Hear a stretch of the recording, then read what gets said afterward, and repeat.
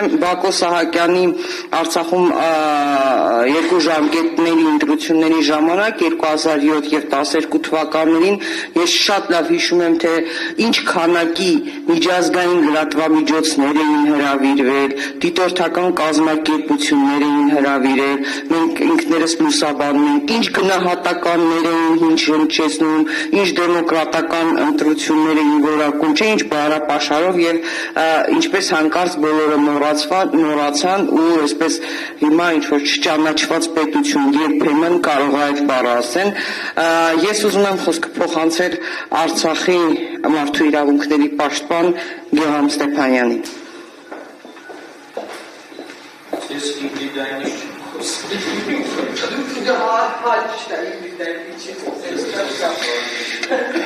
Շնորհակալություն, հարգելի գործընկերներ, ես նույնպես ուզում եմ նախ շնորհակալություն հայտնել այս միջոցառմանը մասնակցելու հրավերի համար եւ նաեւ անկեղծ շնորհակալություն հայտնել Հայաստանյան լրատվական դաշտի բոլոր ներկայացուցիչներին, հատկապես այն հատվածին, որոնք որ մինչեւ այսօր շարունակում են բարձրաձայնել Արցախի եւ արցախցիների վերաբերյալ թեմաները, որովհետեւ նաեւ երբեմն դրա համար հայտնվելով ատելության խոսքի թիրախում կամ թիրախավորվելով իշխանությանը սպասարկող անձանց, ֆեյքերի կամ, չգիտեմ, այլ դերակատարների կողմից։ Այսօրվա միջոցառման մեր խորագիրը Հայաստանի ձայնն է եւ կարծում եմ այսօր Հայաստանի այդ ձայնի մեջ պետք է նաև հնչի Հայաստանում ապրող արցախցիների, տեղահանված արցախցիների ձայնը։ Եվ գիտեք, երբ որ մտածում էի ինչ շեշտադրումների մասին խոսել, որոշեցի, որ այս անգամ ոչ թե ինչ-որ ստանդարտ պետք է խոսել արցախցիների սոցիալ-տնտեսական իրավունքների կամ այլ իրավունքների մասին, այլ փորձել հնարավորությունը օգտագործել եւ նաև այն հանգամանքը օգտագործել, որ այսօրվա մեր համաժողովը նաև անգլերեն համաժամանակյա թարգմանությամբ հրարձակվում է, փորձել նաև այստեղից խոսք հասցնել միջազգային լսարանի նրանք, ովքեր որ այս օրերին կլինեն Հայաստանում եւ կհետևեն նաև մեր այսօրվա համաժողովի ընթացքին կամ հետևել են կամ հետևում են միջազգային լրատվամիջոցներ կամ քաղաքական գործիչներ։ Ինչ եմ ուզում ասել, այսօրվա իմ խոսքում ուզում եմ անդրադառնալ այսպես կոչված խաղաղության գործընթացի նկատմամբ արցախցիների ունեցած վերաբերմունքին կամ ինչ ենք առհասարակ մենք զգում այն ամենի շուրջ, ինչ որ կատարվել է եւ կատարվում է։ Եվ փոխկապակցել դա մարդու իրավունքների կամ խոսքի ազատության հետ։ Եվ ուզում եմ միգուցե ինչ-որ առումով շատերի մոտ էմոցիոնալ թվա խոսքը, բայց ավելի լավ է ասեմ այն ինչ-որ զգում եմ, քան թե էմոցիոնալ չթվալու համար փորձեմ ինչ-որ ձևական տեքստեր ասել։ Եվ առաջինը ուզում եմ սկսել հենց այսպես կոչված այդ խաղաղության գործընթացի վերաբերյալ մեր ընկալումներից, 100-150 հազար արցախցիների ընկալումներից։ Ինչ ենք առաջինը զգում դրա մասին խոսելիս, առաջինը միանշանակ դավաճանվածությունն է։ Այստեղ երկրորդ խոսք չկա եւ դավաճանվածություն ոչ թե իր հայրենիքում ապրելու ցանկությամբ պայքարած ժողովրդի նկատմամբ, այլ առաջին հերթին մարդու իրավունքների, ժողովրդավարության եւ համամարտկային արժեքների նկատմամբ, որի մասին վստահ եմ այս օրերի ընթացքում մեր համալիր շենքում շատ է խոսվելու։ Խոսվելու է նաև փառաբանվելու է այն խաղաղությունը, որը ըստ էության ոչ թե արդարության կամ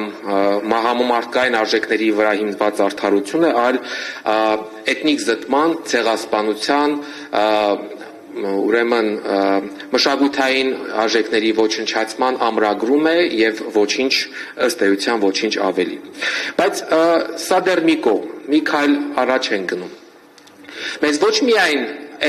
սա է մատուցվում, այլ նաև ասվում է, լավ, մոռացիր այն ինչ եղել է, այլևս մի հիշիր, թե որտեղից ես գալիս, ինչ կյանք ես ապրել, ու հանկարծ չխոսես, հույս չփայփայես չխոսես վերադարձի իրավունքի մասին, որովհետև դու դրանով խանգարում ես նորին մեծություն խաղաղությանը։ Այն խաղաղությունը ելի եմ կրկնում, որ այս օրերին շատ հաճախ փառաբանվելու է եւ գովաբանվելու է եվրոպական քաղաքական համայնքի գագաթնաժողովի եւ դրան հաջորդող այլ միջոցառումների ժամանակ։ Եվ երբ որ փորձում ես հակադրվել դրան, այո, հնչում են մեղադրանքներ։ Ավելին, սրանից մի քայլ այն կողմ է գնում, ասում են դու գիտես, դու այդ 30 տարին, որ ապրել ես Արցախում, դա ոչ թե երջանիկ կյանք էր, այլ դա քաղաքական պատանդառություն էր։ Դու պարզապես չես հասկացել դա։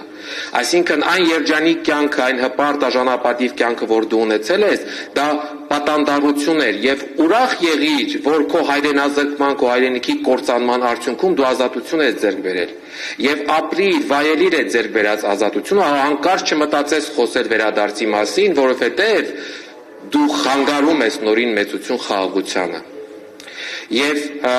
այսինքն երբ որ խոսում ես սրա մասին, արդեն քեզ հակադրում են, որ դրանով դու վտանգում ես մայր հայրենիքի անվտանգությունը եւ ինչ որ առումով նաեւ մարդկային դու սկսում ես ասել, լավ, ես չեմ ուզում խանգարել մայր հայրենիքի անվտանգությանը եւ ինչ որ առումով այս մանիպուլյացիաներով քեզ լրացնում են կամ առնվազն փորձում են լրացնել։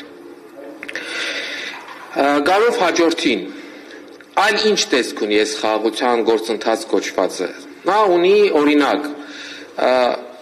պղծված եկեղեցիների կամ գերեզմանների, անտեր մնացած տների, ոչնչացվող գույքի տեսք։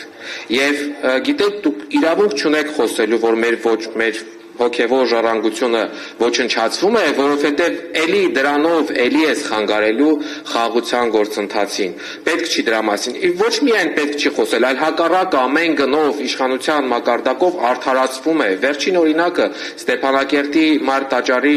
ոչնչացման արդարացումը, այսպես կոչված արծվաշենի հետ բերված մանիպուլյատիվ եւ կեղծ անալոգիայի միջոցով։ Չգիտեմ, ինչպես բնութագրել, սա ոչ թե երեսպաշտություն է, այլ մի բան էլ այն կողմ է։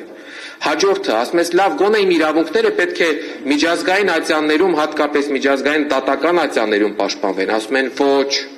նախաստորագրված փաստաթուղթը ասում է, որ հետ պետք է կանչվեն այդ հայցերը եւ որևէ պահանջ չպետք է ներկայացնել։ Հետեւաբար դու նաեւ դրա մասին չպետք է խոսես, որովհետեւ դրանով խանգարում ես նորին մեծություն խաղաղությանը։ Եվ խոսում է սոցիալական իրավունքների մասին, Արցախում արցախցիների սոցիալական իրավունքները Հայաստանի ներսում, ասում են հանրահավաք է կազմակերպվում համընդհանուր պահանջ ներկայացնել, ասում են Ղարաբաղյան կլանը գլուխ է բարձրացնում։ Եվ այս առումով, գիտեք չէ, միջազգային իրավունքում կա առաջին ապահով երկիր ասվածը, փախստականի կամ տեղահանվածի համար։ Եվ այդ առաջին ապահով երկիրը միանշանակ ոչ թե սոցիալական կամ այլ ապահովության մասին, այլ առաջին հերթին փախստականին հոգեկան ապահովություն է պետք, չթիրախավորել է պետք։ Եվ այսօր ես սխալված չեմ լինի, եթե ասեմ, որ Հայաստանում ամենաթիրախավորվող հատվածը արցախցիներն են, նաև լրատվամիջոցների ներկայացուցիչներ եւ այլ, բայց ցանկացած թեմա Արցախի մասին խոսքը թիրախավորվում է, վերադարձը թիրախավորվում է, փախածներ, չգիտեմ, մնայիք, կռվեիք, 30 տարի պահեցինք, Արցախը բեռ էր հազիվ պրծանք, մանիպուլատիվ էս թեզեր, որոնք սա ինչ որ անհատի վատ փորձառության արդյունք չէ, այլ պետության վերևից ներքև իրականացվող քաղաքականություն, որի ամենավառ օրինակը մեզ բոլորիս հայտնի մետրոյի դեպքն է, որը բացահայտեց պարզապես թե որտեղից է, ով է կանգնած այդ ատելության բուրգի գագաթնակետին, որտեղից է սնուցվում եւ ինչ նպատակով է այդ ամեն ինչը արվում։ Ես ելի եմ ուզում կրկնել, որ այս օրերին միանշանակ այդ գագաթնաժողովների ժամանակ խոսվելու է խաղաղության մասին, այս անխաղաղ խաղաղության մասին։ Եվ ես պարզապես նաեւ առիթը օգտագործելով կուզենայի մասնակցող եվրոպական պաշտոնյաներին հարցնել, թե իրենցից որ մեկը կուզենար, որ իր երկրի նկատմամբ այսպիսի խաղաղություն կիրառվեր։ Եվ երբ որ իրենք իրենց համար այդ հարցին պատասխանեն, այդ ժամանակ արդեն այդ երեսպաշտությունը ջրի երես է դուրս գալու։ Ես վստահ եմ, որ որևէ մեկը այս անարդար խաղաղության համար այսքան չէր պայքարի կամ ոգևորի կամ, չգիտեմ, փառաբանի։ Մի հանդիպման ժամանակ, հանդիպումներից մեկի ժամանակ ինձ ասում են, հիմա ինչ, ուզում ես անընդհատ քո արդարությունը պաշտպանես, թե երջանիկ ապրես։ Ես չգիտեմ այդ ասողը երջանկության մասին ինչ պատկերացումներ ունի, բայց ես վստահ եմ, որ բանական մարդը չի կարող երջանիկ լինել անարդարության մթնոլորտում եւ այս անընդհատ կրկնվող անարդար իրավիճակում։ Եվ ավարտելով ես ուզում եմ հետեւյալը ասել, որ չեմ եկել ինչ-որ բողոքելու կամ ինչ-որ բաներ այդ պարզապես հնչեցնելու, այլ եկել եմ ասելու, որ այդ մթնոլորտը ոչ մեր հիշողությունն է ջնջելու, ոչ մեր խոսքն է լռեցնելու եւ ոչ էլ վերադարձի իրավունքն է սպանելու մեր մեջ, այլ հակառակը։ Այս անարդարությունը մեզ մղելու է անընդհատ պայքարել արդարության համար եւ ի վերջո մի օր լինելու է երևի այդ արդարությունը եւ այն ժամանակ միգուցե կարող ենք խոսել այդ նորին մեծություն խաղաղության մասին, բայց այլևս իրական խաղաղության մասին։ Ես կարծում եմ, որ սա էր, որ արցախցիների ձայնը, որ պետք է հնչեր այսօր այս ամբիոնից Հայաստանում արկա ձայների շրջանում։ Շնորհակալություն։